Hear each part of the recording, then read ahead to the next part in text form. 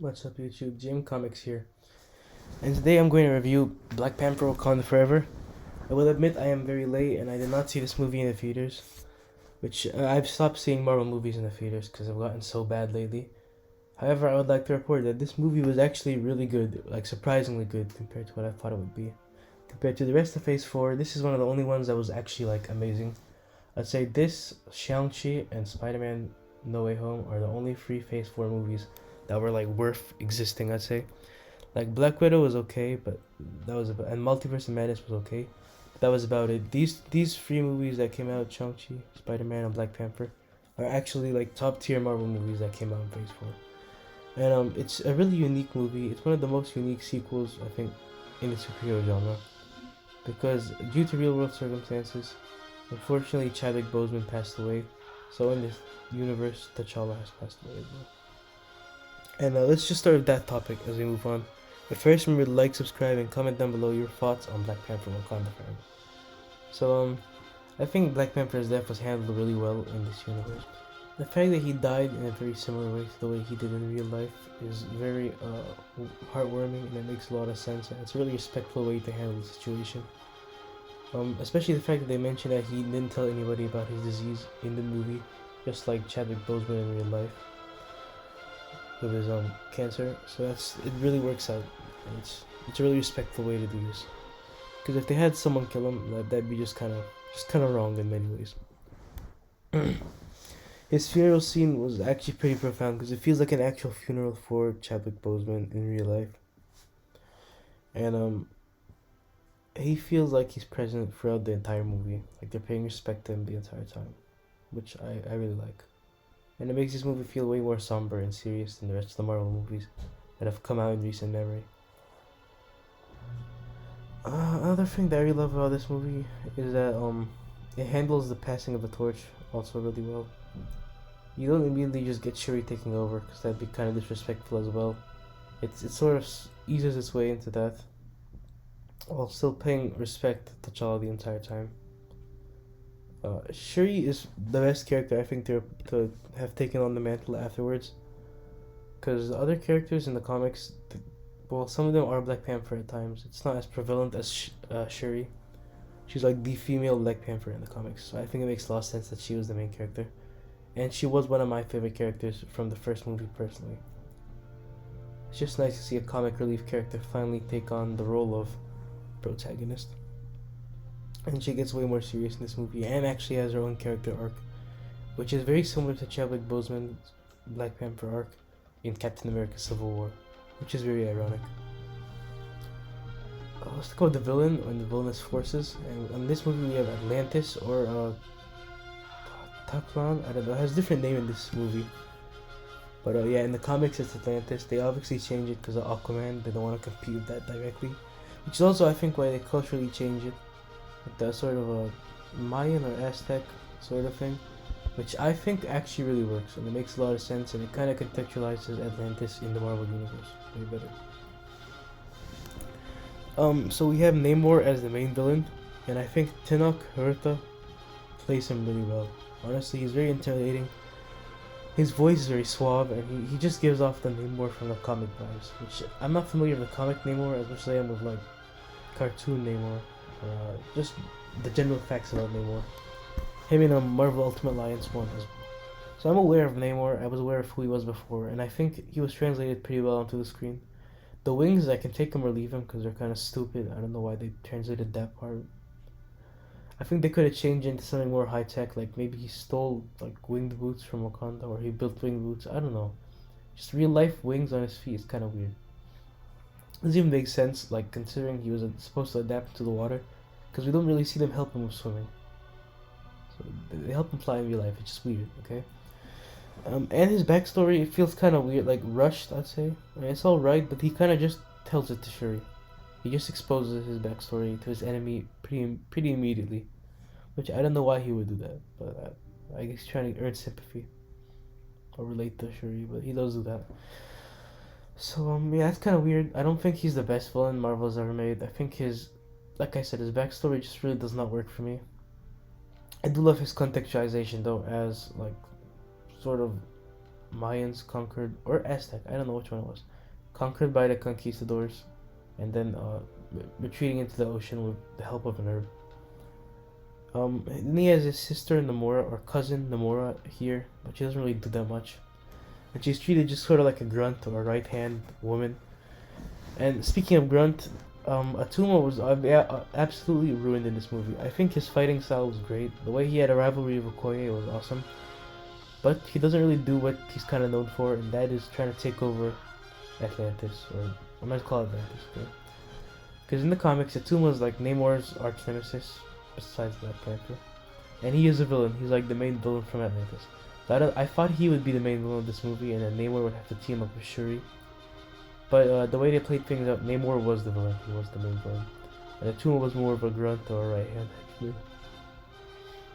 And I hope he's not dead, because it sort of seems like Okoye killed him, but we don't know for sure. So hopefully he's alive and comes back as a main villain in either some sort of Namor project or maybe Black Panther 3.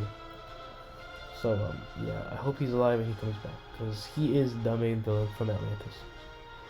And it was kind of shocking to see Namor as the main villain, because I thought it'd be like sort of a twist hero, because he's sort of a hero in the comics, anti-hero. And he was the first character Marvel has ever made. So it's kind of weird, but yeah, I mean, I like the way he's used as a villain. I just think his backstory could have been made way more stronger, and he could have had better exposition than just trauma dumping on Shuri. Ironheart was okay in this movie. I was really going in with low expectations and expecting really terrible things from her, but I actually really liked the way she was implemented. She was sort of a plot device, but it wasn't in an offensive way, I'd say. It wasn't trying to rip off Iron Man and rip off of him, and it just felt like a separate character who sort of took inspiration from him, which I thought really, really worked. And yeah, I think this movie definitely handled legacies way better than I thought it would. It handled Black Panther's legacy, handled Iron Man's legacy, sort of in Ironheart, and it did it all really well. And speaking of legacy, it even handled Killmonger's legacy from the last movie. His cameo was very unexpected. I did not expect to see Killmonger in this movie, and when he showed up, I really thought it would be Black Panther on the throne, T'Challa. So, yeah, it was really cool to see Michael B. Jordan return, and you can definitely tell they regret killing off Killmonger, because he was a really charismatic villain, and he was way better than Namor, I'd say, but like in the first movie. But hey, that's just the card they've been dealt. So I was glad to see Michael B. Jordan return as Killmonger, and I thought his relationship with Shuri, sort of as the devil on his shoulder, really worked. Generally speaking, I'd say the first movie was way better. It was not way better, but it was definitely better than this movie. But I still appreciate this movie for what it's doing, and I like it, and I think it's actually worth existing, unlike most of Phase 4. And I do think it is really a great, unique movie in the superhero genre, because its protagonist has died in the movie because of real-life circumstances. It's just really unique, something we haven't seen before. But it is very unfortunate. Also, let's talk about Okoye quickly. I liked her in this movie. I thought it was nice to see her sort of step out of being all powerful and finally have to deal with like getting stripped of her throne, of her power, like, as an official guard for Wakanda. And it just gives her more of a character arc, and I really like that. Okoye has been one of my favorite characters from Wakanda, and this was definitely a cool character arc for her to go on. I don't like the Iron Suit thing, the Midnight Guard thing, but I don't really care too much about the fact that she gets high-tech armor, like whatever. We already know she's a badass without the armor, so it doesn't offend me too much. And let's look at the after credit scene quickly and wrap things up. So the after credit scene was pretty good, I'd say. It was I don't know if I care too much about it right now, but it was definitely them setting up the future, because they revealed that Black Panther had a son with Nakia.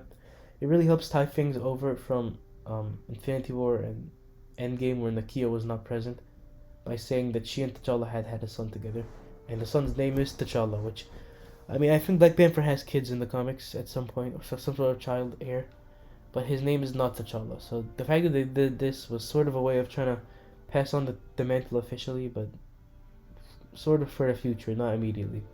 Which, I mean, hey, I guess it's a very respectful way to do it. I just will have to wait and see how they handle it. I hope it's not a Cassie Lang situation where they do it almost like in 5 years. They just bring him on as the next Black Panther. They age him up.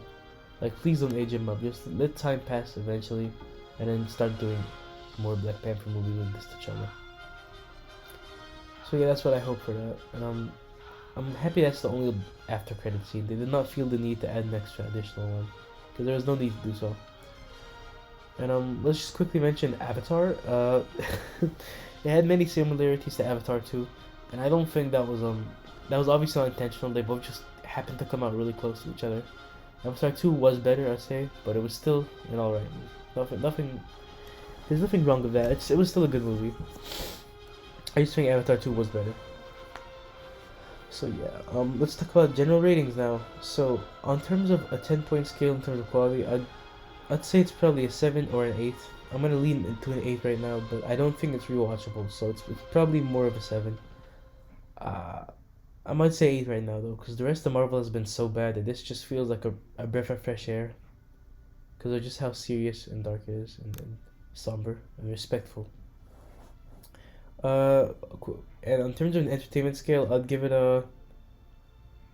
I'll probably give it a B minus, because it's not the most gripping movie. There are parts where it drags out and it's kind of slow and quiet, but I just respect a movie that takes its time to be slow and quiet, because Marvel lately has been so comedic, uselessly comedic, but this is a movie that actually tries to take its time and be serious, which I absolutely appreciate and love about it. But I don't think most like average Marvel fans, casual people, would enjoy this movie a second time through, or maybe even not a first time through, just because of how slow it is. But who am I kidding? Everyone's already seen it right now, so yeah, I'll just give it a B minus. And with that being said, thank you for watching the video to the end. Like, subscribe, and comment down below your thoughts on Black Panther: Wakanda Forever. Did you like the first movie better, and did you like the way they handled the passing of the torch? Rip Chadwick Boseman, great actor, great person. JM Comics, out. So I forgot to mention these two characters, which just shows how packed this movie is with great characters. But the Queen was probably the best acting performance in Phase 4 of the MCU by far. Like the way Angela Bassett handled the role is really great, and the way she speaks when she strips away of her power is just so powerful in and of itself. And also, M'Baku finally kind of steps out of his comedic relief role, or sort of like enemy role as well from the first movie, and becomes kind of a great source of wisdom for Shuri, which I really appreciated. Yeah, but that's all. Bye again.